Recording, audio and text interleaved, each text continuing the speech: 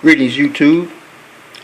Giving an update on my proceedings in law.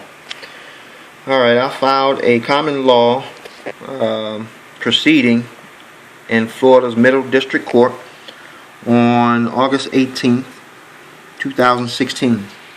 Now, I initially filed the case as an Admiralty case under the supplemental rules for Admiralty and Maritime Claims and Asset Forfeitures Actions.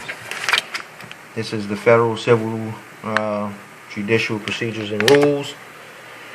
And it seems like the federal courts, or at least the clerks, is not permitting me to go under 28 U.S.C. 1333. They do have listed breach of contract or other contracts under its 28 U.S.C. 1331, which is federal question. Now, in my opinion, if you violate your oath of office and you're operating outside of the scope and jurisdiction of your oath of office, you forfeit your property. You forfeit your rights, and you're responsible. Now, the major issue with me in my case is full faith and credit of the public record. Now, I do have an ongoing court of record with the Federal District Court, and that's the case number. They've listed as a civil action, which I did not. These are all the documents that I've sent. Has certificate of services. No party has responded, so they're in default. So what I did was I filed another original action under common law. I demanded a trial by jury. I did have my own summonses on my own form, but the clerk, Miss Diane, she refused to give me her name, her oath of office, and her other details and credentials.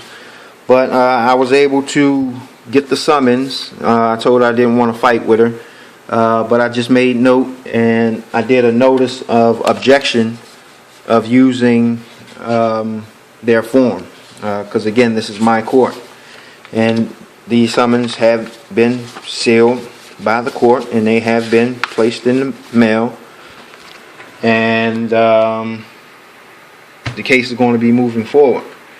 Now, these are the list of parties: Bernard Bober, John Bowman, Holly Cooper, which is the probation officer, John F. Diaz, Mark Gold. I did do a joinder, or their rule says joinder, but I chose to use subjoin. I gave them a notice to subjoin, and I added Ali Porth, which is another judge, Margaret Larry, Daniel DeMera, and Mary Rue Robinson is another circuit court judge. And I also did a subjoiner of all of the federal cases that I've attempted to file to get some relief, and there's been no response.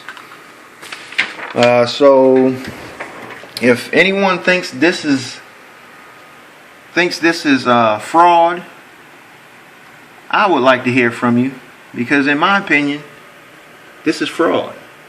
Okay, if I'm choosing to go in Admiralty, because they've been dragging me through the mud through Admiralty, so if I can choose Admiralty, in which I chose Admiralty, in the way that you choose Admiralty, it says plainly.